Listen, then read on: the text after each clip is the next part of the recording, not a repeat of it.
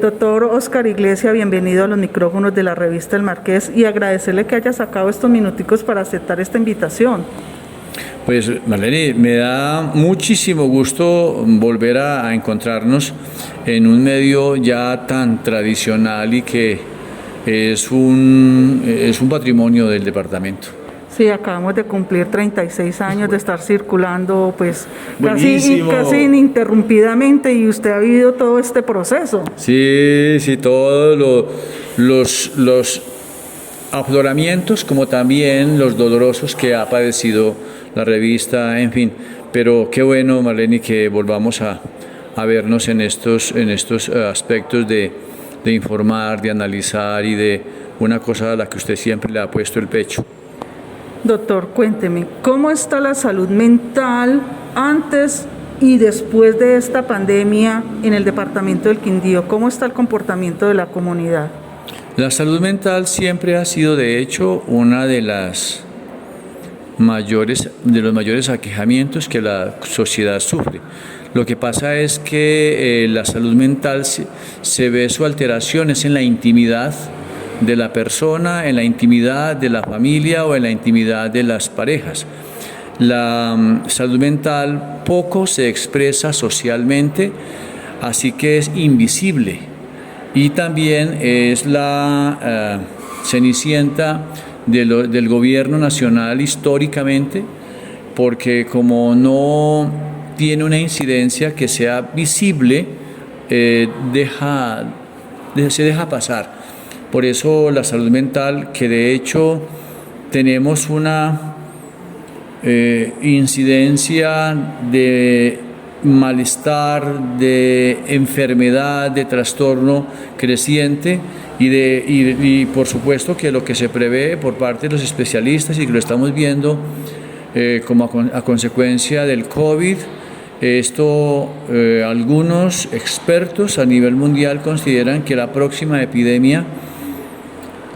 pandemia será la de salud mental, porque no solamente por efectos de la COVID-19, sino por la misma circunstancia, las mismas formas de relación, el mismo deterioro de la calidad de vida, porque la calidad de vida ya no solamente depende de la supervivencia, tener para comer y dormir, sino porque la sociedad, porque los ambientes han creado otras necesidades y la insatisfacción de esas otras necesidades conlleva la frustración, conlleva la ansiedad, conlleva al desasosiego, a la angustia y por supuesto pues a un deterioro de la salud mental. Bueno, ¿y cómo hacer nosotros como humanos enfrentarnos o irnos preparando para esa nueva pandemia psicológica que se viene?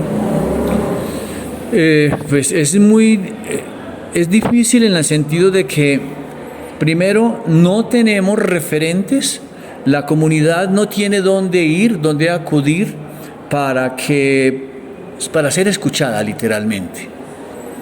No tenemos colectivos que sean auspiciados por la institucionalidad, por el gobierno, en el cual, ejemplo, las mujeres que se sienten maltratadas, que los niños que se sienten angustiados, los niños y los adolescentes que se sienten ansiosos, pues no hay una promoción de colectivos donde ellos puedan ir a compartir, a hacer catarsis. Comenzando por esa, que sería como una especie de intervención primaria, porque a nivel ya especializado o a un nivel de atención secundaria y más allá especializada, las dificultades de acceso son muy limitadas, son muy altas las dificultades, y además de que la salud mental carga un estigma. Entonces, si alguien dice voy a ir al psicólogo, porque además tampoco hay disponibilidad de psicólogos clínicos y psicólogas clínicas, ¿cierto? Pero si alguien dice que va a ir al psicólogo y es que está loco. Y el otro es que si ya pasa del psicólogo o la psicóloga hacia psiquiatría, peor, o sea, ya está de amarrar, así que tenemos que primero ir matizando, ir dándole el nivel de que corresponde a que es prevención, a que es mitigación, a que es un alivio poder hablar. En la medida en que el COVID nos fue encerrando y ha ido creando las limitaciones y los espacios sociales, el afán que tenía la gente de poder contar. Cuando hablamos de punto cadeneta chisme, el punto cadeneta chisme es muy importante para la salud mental, pero ya no se puede.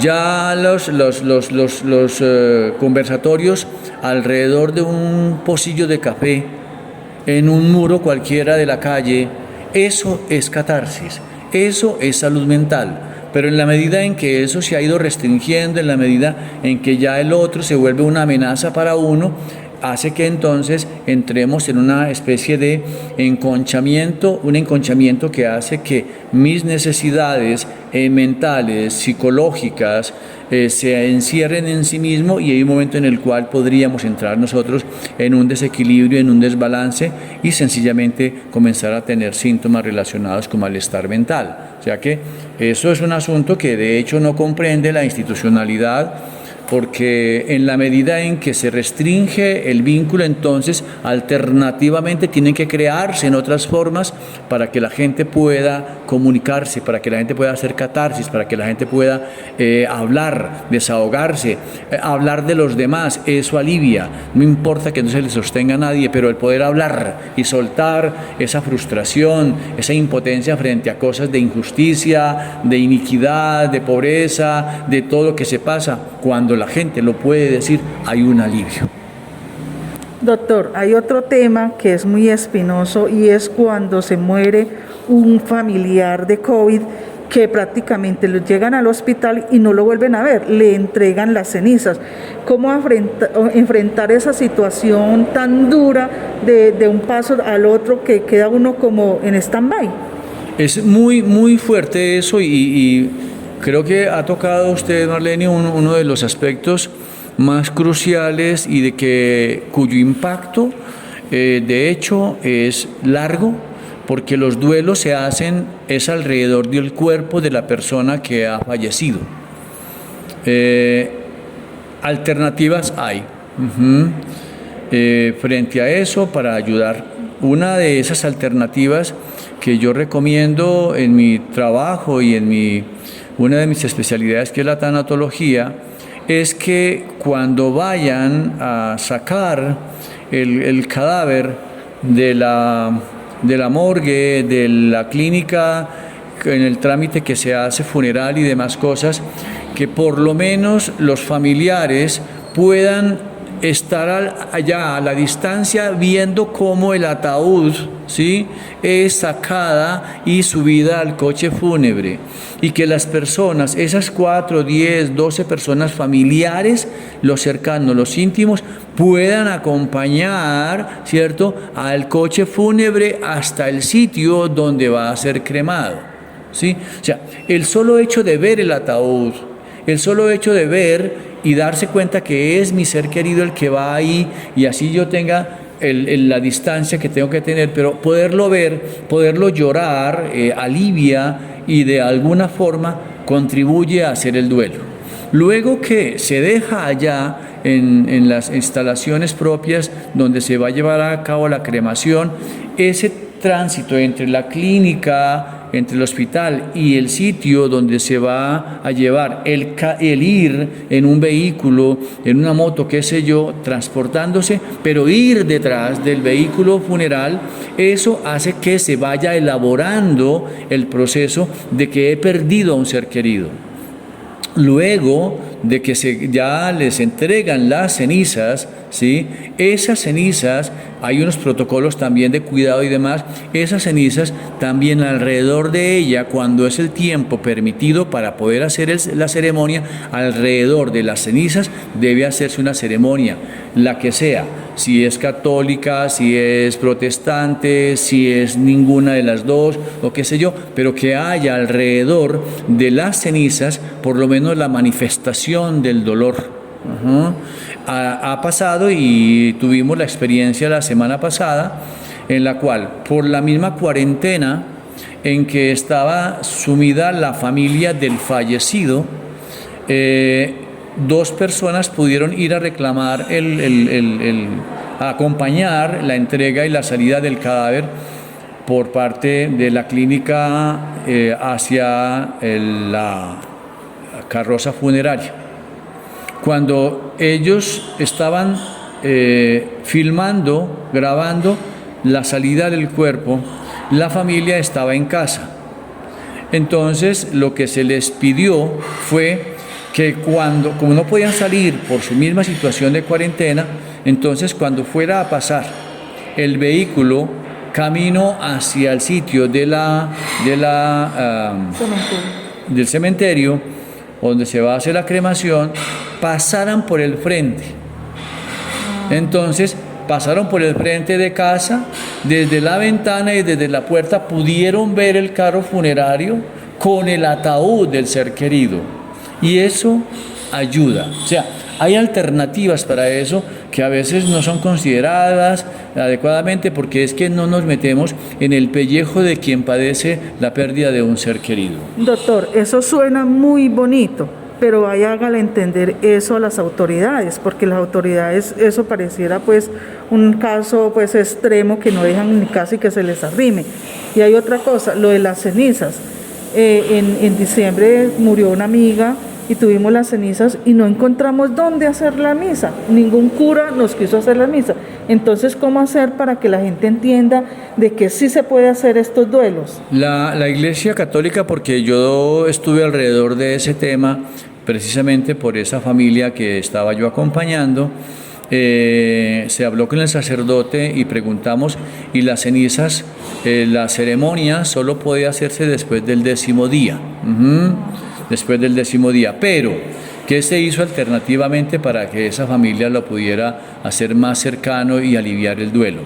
Lo que se hizo fue que las cenizas se llevaron a guardar en el sitio donde se guardan las cenizas, en un osario, del osario mismo de la iglesia, de la parroquia. Entonces se llevó, cuando ya la empresa funeraria los entregó, se llevó allá, se dejó guardadas las cenizas y se procedió a la misa sin la presencia de las cenizas. Estaban allá, ellos eran testigos de que habían sido entregados al osario, allí quedaban consignadas, guardadas, se hizo la ceremonia. Y cuando ya se pueda hacer la ceremonia, entonces convinieron con el sacerdote y la familia que después de los 10 días o ya 12 días pudiera hacerse una misa con la presencia de las cenizas y luego ya guardar las cenizas. O sea, es cuestión de negociar y asesorar. Pero además de eso, el componente que usted bien ha tocado es que es el componente íntimo, el componente del sufrimiento profundo de la persona que está en el proceso de duelo. O sea, ¿cómo hacerlo? Y claro, hay unas pautas, hay una serie de cosas que restringen, que limitan por todos los riesgos que hay de infección y demás cuando estamos también tan disparados en esta tercera ola. Pero por lo menos que las funerarias, o bueno, si no las funerarias porque eso les cuesta o qué sé yo, las instituciones de salud, la Secretaría de Familia del departamento, ¿sí?, debe tener un personal especializado, ¿sí?, dispuesto a asesorar a las personas para llevar el duelo. Eso es una obligación del Estado. Y es que la ganancia del Estado, la ganancia de la sociedad está en la medida en que si podemos ayudar a hacer el duelo, eso va a representar bienestar para la persona y la familia posteriormente y va a evitarse deterioro, va a evitarse una serie de situaciones que pueden resultar mucho más onerosas para el Estado mismo. Bueno, imposible no hacerle esta pregunta, usted que maneja este tema también y nos ha dado más de una charla a los periodistas. ¿Cómo conocer a una persona suicida? En eso hay que tener casi que una constante retroalimentación y educación a la sociedad, a la comunidad en general. Debería darse permanentemente encuentros charlas, conferencias para la gente, para la familia, para la sociedad en general, para reconocer señales, porque las señales no son tan visibles y mucho menos para quien no está familiarizado con las señales que puede arrojar alguien que está descompuesto en su salud mental. Ya. ¿Todo suicida siempre tiene señales de que se va a suicidar? No, esa es una de las cosas delicadas, porque en un estudio que se hizo en el año 2001, arrojó que en Estados Unidos se hizo ese estudio, el 25% de los suicidas habían, yo no le digo que se toma la decisión porque suicidarse no es una decisión, digamos que el impulso suicida se dio en un lapso de 5 y menos minutos. Y lo más preocupante de esto fue que en el 2016 la misma entidad investigadora, el mismo Centro de Investigaciones Científicas, hizo el mismo estudio en 2016, ya 15 años después. Pues había crecido al 50% el suicidio, digamos, espontáneo. Quiere decir que el suceso se da sin que haya, comillas, aparentemente unas señales. En menos de 5 minutos se da el asunto. Pero que señales sí hay. Lo que pasa es que son señales que se van evidenciando o expresando a lo largo del tiempo. Porque si bien es cierto, el suceso del suicidio se da en menos de 5 minutos, esa es ya la fase final de un proceso que se viene cocinando, que se viene elaborando a nivel de la estructura mental. Porque es que cuando alguien ya supera el límite de resiliencia, cuando alguien ya supera el límite del dolor mental, porque es que lo que hace el suicida no es ni más ni menos que buscar un alivio a su dolor psicológico, un alivio a su dolor mental, un alivio a su dolor de la existencia misma. Pero claro que ha venido haciendo un tránsito, ha venido haciendo un trámite de ese dolor. ¿Dónde está la institucionalidad para lo que dijimos antes? Para crear esos grupos, para facilitarle a la gente a hablar, para facilitarle a la gente a expresar, para todo ese tipo de cosas. Hay algo que me ha impactado mucho y es que en el último tiempo en el departamento del Quindío vienen suicidándose niños de 9, 12 años, como ocurrió la semana pasada. ¿Por qué se estarán suicidando nuestros niños y cómo detectarlos de que ellos van a llegar y van a tomar esa decisión tan fuerte? Como dije, el suicidio es la expresión de la búsqueda pero tan de aliviar. Pequeños. Sí, señora. Esa es una muy buena reflexión suya, porque es que siempre los adultos hemos subvalorado el sufrimiento mental de los niños. Y siempre he escuchado yo decir a los adultos, a los papás y mamás, que tiene comida, tiene dormida, tiene quien lo quiera, tiene tal cosa. ¿A usted qué le hace falta? No. Si hay alguien que sufre por todo lo que sucede en su desarrollo, por toda la impotencia que tiene para no poder expresar y demás, son los niños y los jóvenes.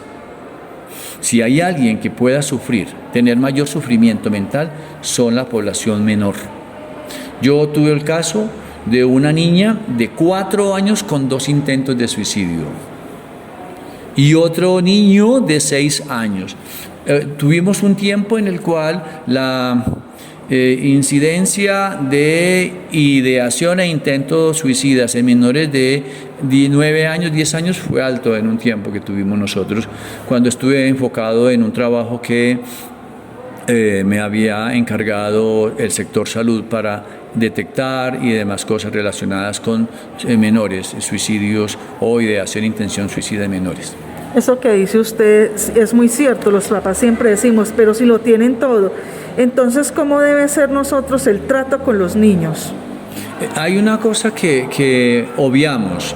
La primera es que el niño tiene capacidad de decir, pero tiene la capacidad que a veces los adultos restringimos. Entonces, generalmente los niños expresan y los adultos contestan cuestionando lo que el niño dice. Lo subvaloran, lo devalúan. Esas bobadas. Pero, ¿qué va? ¿Sí? O sea, como si el dolor psicológico, si el dolor mental del niño pareciera ser que con solo una voz fuerte, una voz de autoridad y qué sé yo, pudiera apagar esa expresión. No. Lo que nosotros tenemos es que comenzar porque, y eso, Marlene, es para el tema de salud mental en general, o sea, en la medida en que seamos escuchados. Y si un niño comienza a mirar a la mamá o a mirar al papá, léanle los ojos, porque tal vez su voz no es capaz de salir, pero comienza a mirar al papá o a la mamá como por favor, míreme, por favor, escúcheme, pero los obviamos. Le ponen más cuidado a las mascotas que a los mismos niños. La gente ve una mascota con ojos tristes y dice, ¿qué le pasa a la mascota? Y van y la consienten, ¿sí? Pero el niño, como se mueve, como mira y demás, como está presente allí, y como que se invisibiliza. Y hay una invisibilización de la infancia y de la adolescencia. Doctor, hay algo que me llama la atención hace mucho rato y se lo quería preguntar, de esas psicólogas que hay en los colegios, que llaman a los papás y le dicen, es que su hijo es insoportable, es que usted no tiene esa voz de mando, usted tiene que enseñarle a su hijo a que usted es el que manda en la casa, que es la mamá la que manda. ¿Qué opina de esto? Es que lastimosamente Colombia tiene una tradición cultural de autoritarismo. Y aquí por eso estamos enrollados en un modelo político administrativo tan autoritarista y casi que la gente reclama autoritarismo, porque la traemos. Y todavía uno lee, que poco leo, pero sé de las redes y demás cosas, que lo que le hace falta a este es una pela, lo que le falta a este es que lo pongan en su lugar, a este le falta que alguien se coloque la correa donde se la debe colocar, que se amarren los pantalones, o sea, es un reclamo permanente de castigo, ¿sí? Y eso se expresa también, no solamente en los contextos sociales, sino que también se expresa en los contextos familiares íntimos. ¿Por qué se golpea entre parejas? ¿Por qué tenemos eso tan perverso? ¿Y por qué seguimos todavía golpeando niños? ¿Por qué seguimos dándole pelas a los niños y amenazando a los niños con pegarle, con dejate y verés y demás cosas? O sea, no, es una cosa que tenemos que comenzar a reflexionar desde todas las instancias. Y claro, nuestras psicólogas y nuestros psicólogos son seres humanos inmersos y convivientes de una cultura del autoritarismo y el maltrato. Doctor Oscar, no le quito más tiempo, sé de sus ocupaciones, quiero agradecerle que lo disfruté al máximo, tendría muchas cosas más que preguntarle, pero sé de sus ocupaciones. Solo me queda agradecerle que haya aceptado esta invitación a la revista El Marqués, a los micrófonos de la revista El Marqués, y como siempre recordarle que los jueves son jueves de la revista El Marqués de 5 a 6 de la tarde por La Culebra Radio. Marlene, muchas gracias por permitirme compartir mis reflexiones y pensamientos alrededor de la salud mental, alrededor de la muerte, en fin, cosas que me apasionan. Y siempre aquí, cualquier cosa en la que yo pueda apoyarle, acompañarle en su radio, en su revista y demás cosas, con mucho gusto. Gracias, doctor.